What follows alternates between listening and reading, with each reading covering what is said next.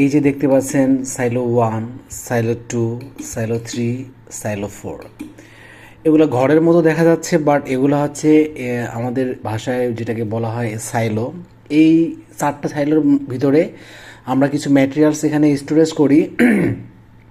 এগুলো আলাদা আলাদা ম্যাটেরিয়ালস হতে পারে, আবার সেম ম্যাটেরিয়ালস হতে পারে, সেটা ডিপেন্ড করে স্টোরেজ ক্যাপাসিটি বা স্টোরেজ ডিজাইন অনুযায়ী।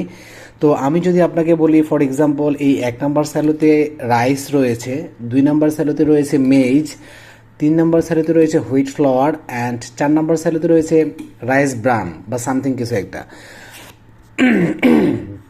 এখানে মূল কথাটা হচ্ছে যে এই একটা সাইলোর জন্য ডিসচার্জের গেট রয়েছে মোট 7টা। দেখুন, 1, 2, 3, 4, 5, 6, 7।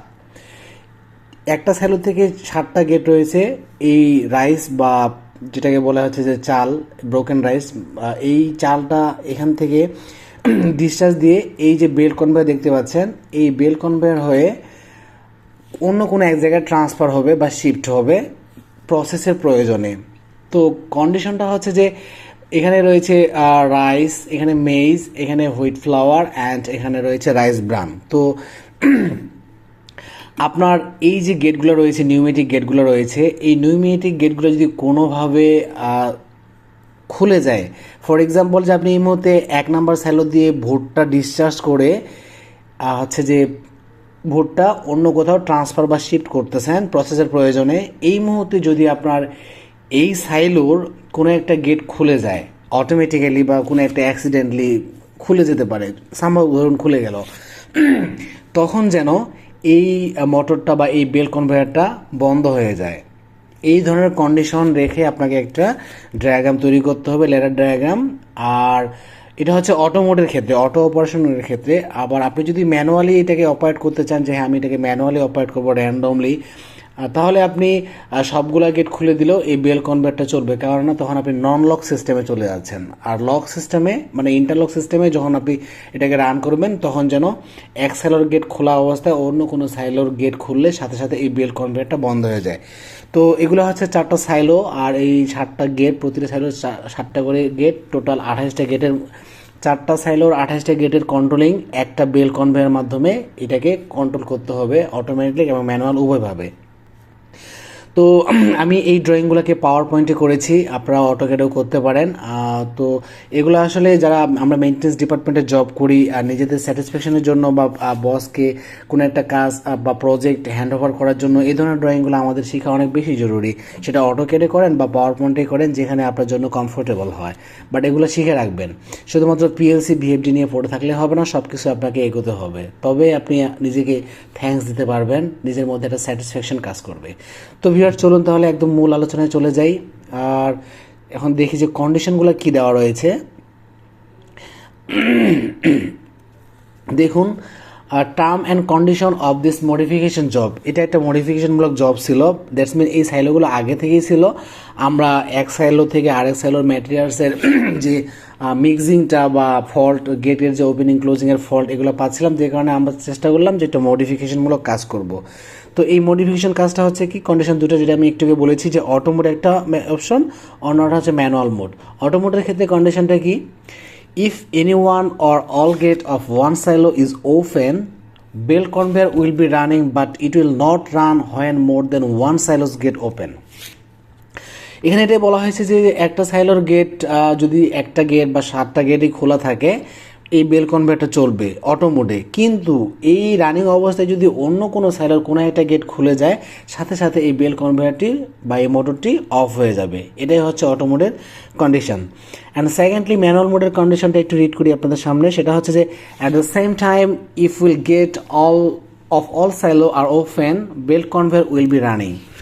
মানে বলা হচ্ছে এক সময়ে যদি সবগুলো সাইলোর 4টি সাইলোর সবগুলো গেটে ওপেন থাকে, তবুও এটা চলতে থাকবে যদি আপনি এটাকে ম্যানুয়াল মোডে সিলেক্ট করেন।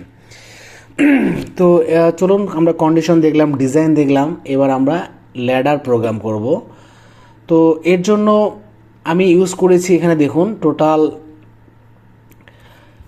28 লিমিট সুইচ, টোটাল 28টা লিমিট সুইচ আমাকে এখানে ইউজ করতে হয়েছে, কারণ প্রতি গেটে একটা করে লিমিট সুইচ থাকবে, সেই অনুযায়ী 28 নোস লিমিট সুইচ হয়। তো চলুন তাহলে এবার আমরা প্রোগ্রামে যাই।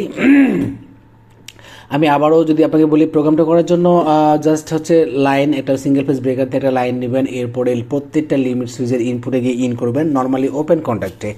আপনারা জানেন হয়তো বা যে লিমিট সুইচের ভিতরে দুটো কন্ট্যাক্ট থাকে, একটি হচ্ছে ক্লোজ কন্ট্যাক্ট, একটি হচ্ছে ওপেন কন্ট্যাক্ট, মানে 1 2 3 4 এরকম কিছু একটা মার্ক থাকে। আপনার মাল্টিমিটার দিয়ে দেখে নেবেন, অথবা NONC লিখে থাকবে। তো যেখানে NO লেখা থাকবে যে 2 পয়েন্টে, সেই 2 পয়েন্টে যে কোনো এক পয়েন্টে আপনি ইন করবেন এই লাইন ভোল্টেজটাকে, 220 ভোল্ট হোক বা 24 ভোল্ট ডিসি যেটাই হোক, আপনি আপনার কন্ট্রোলিংয়ের উপর ডিপেন্ড করে এই কাজটা করবেন। তো কি করবেন যে প্রত্যেকটা লিমিট সুইচের যে নর্মালি ওপেন কন্ট্যাক্ট রয়েছে এই ইনপুট করবেন, এবং আউটপুট দিয়ে একটি কেবলের সাহায্যে আপনি একটি রিলেকে অ্যানালাইজ করবেন। যদি আপনার 1 নাম্বার সাইলো হয় সেই রিলের নাম্বার দিবেন R1। আমি এখানে দিয়েছি লিমিট সুইচ নং 01 to 07 অফ সাইলো 1। আমার 1 নাম্বার সাইলোর যে আমার 1 নাম্বার সাইলোর, আমি আবার বলছি, আমার 1 নাম্বার সাইলোর যে 7টা গেট রয়েছে, এই 7টা গেটের জন্য 7টা লিমিট সুইচ আমি ইউজ করেছি। আর হচ্ছে যে, এবং এটা এখানে এই 1 নাম্বার সাইলের জন্য আমি একটা রিলে ইউজ করেছি, এবার প্রত্যেকটা সাইলের জন্য একটা করে আমি রিলে ইউজ করব। সেমভাবে দেখুন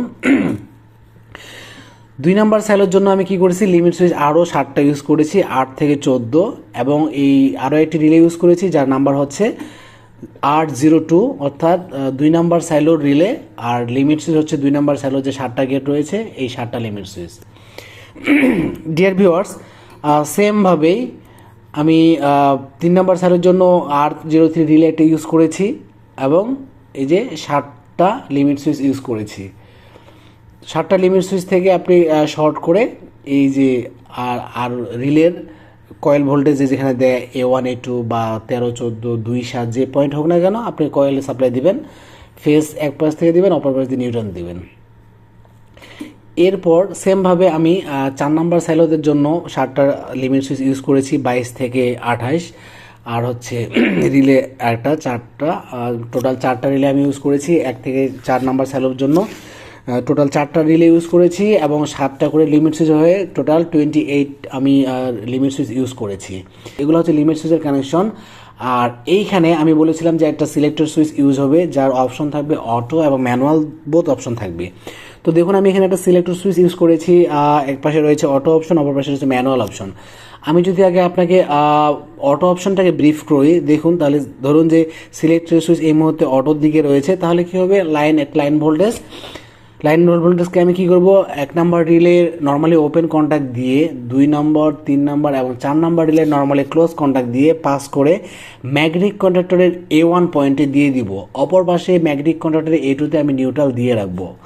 যখনই আমি একটু আগে বলেছি যে যখনই এই R1 রিলেটা অ্যাক্টিভ হবে, দ্যাটস মিন এই লিমিট সুইচ 1 থেকে 7-এর যে কোনো একটা গেট যদি খুলে, তাহলে সিগন্যালটা পাস হবে, R1 রিলে অ্যাক্টিভ হবে। আর R1 রিলে অ্যাক্টিভ হওয়ার সাথে সাথেই এই যে হচ্ছে আপনার